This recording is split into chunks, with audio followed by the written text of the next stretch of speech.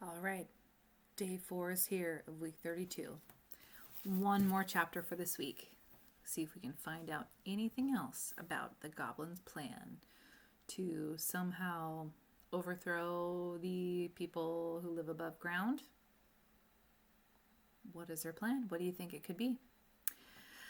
Chapter 10, The Princess's King Papa. The weather continued fine for weeks, and the little princess went out every day. So long a period of fine weather had indeed never been known upon that mountain.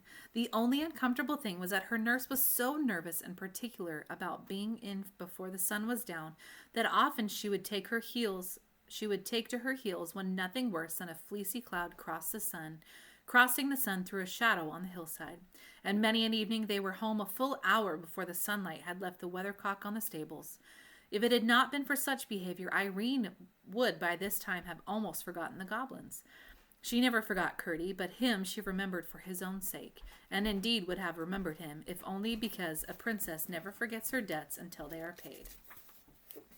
One splendid sunshiny day, about an hour after noon, Irene, who was playing on a lawn in the garden, heard the distant blast of a bugle. She jumped up with a cry of joy, for she knew by that particular blast that her father was on his way to see her. This part of the garden lay on the slope of the hill and allowed a full view of the country below. So she shaded her eyes with her hand and looked far away to catch the first glimpse of shining armor. In a few moments, a little troop came glittering round the shoulder of a hill. Spears and helmets were sparkling and gleaming, banners were flying, horses prancing, and again came the bugle blast, which was to her like the voice of her father calling from across the distance. "Irene, I'm coming!" On and on they came until she could clearly distinguish the king. He rode a white horse and was taller than any of the men with him. He wore a narrow circle of gold set with jewels around his helmet. And as he came still nearer, Irene could discern the flashing of the stones in the sun.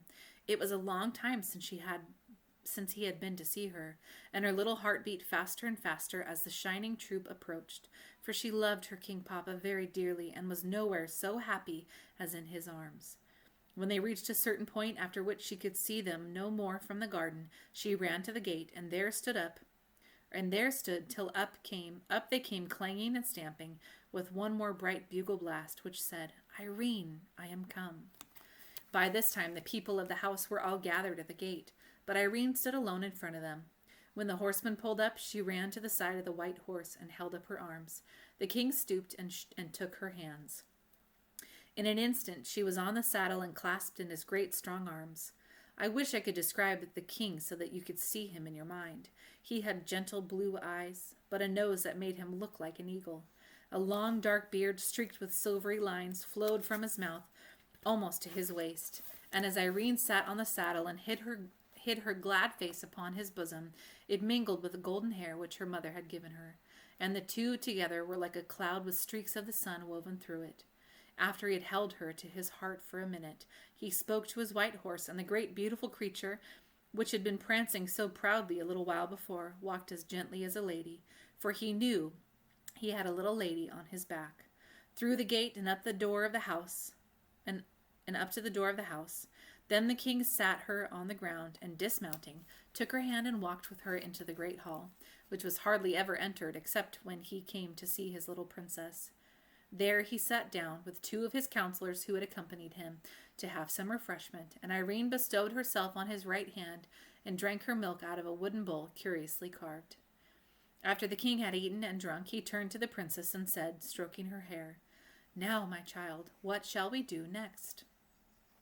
So imagine she does not get to see him very much because he's a king and he lives in a castle away from her. She kind of lives in a large home just for her, basically. There's kitchen and all the people who work in this kind of smallish castle, large home, are there for her to keep her safe. And so she doesn't get to see her father very much, and she loves him very much, but doesn't get to see him, which would be hard. This was the question he almost always put to her first after their meal together, and Irene had been waiting for it with some impatience, for now she thought she should be able to settle a question which constantly perplexed her. "I should like to take you to see my great old grandmother." The king looked grave and said, What does my little daughter mean? I mean the Queen Irene that lives up in the tower, the very old lady, you know, with the long hair of silver. The king only gazed at his little princess with a look which she could not understand. She's got her crown in her bedroom, she went on, but I've not been in there yet. You know she's there. She's here, don't you? No, the king said quietly. Then it all must be a dream, said Irene. I half thought it was, but I couldn't be sure. Now I am sure of it. Besides, I couldn't find her the next time I went up. At that moment, a snow-white pigeon flew in at an open window, and with a flutter settled upon Irene's head. She broke into a merry laugh, cowered a little, and put up her hands to her head, saying, Dear dovey, don't peck me. You'll pull out my hair with your long claws if you don't have a care. The king stretched out his hand to take the pigeon, but it spread its wings and flew again through the open window, where its whiteness made one flash in the sun and vanished. The king laid his hand on the princess' head, held it back a little, gazed in her face, smiled half a smile, and sighed half a sigh. Come, my child, we'll have a walk in the garden together, he said. You won't come up and see my huge, great, beautiful grandmother then, King Papa? Said the princess. Not this time, said the king very gently. She has not invited me, you know, and great old ladies like her do not choose to be visited without leave asked and given. The garden was a very lonely place. Being upon a mountainside, there were parts of it where the rocks came through in great masses, and all immediately about them remained quite wild. Tufts of heather grew upon them, and other hardy mountain plants and flowers, while near them would be lovely roses and lilies and all pleasant garden flowers. This mingling of the wild mountain with the civilized garden was very quaint, and it was impossible for any number of gardeners to make such a garden look formal and stiff.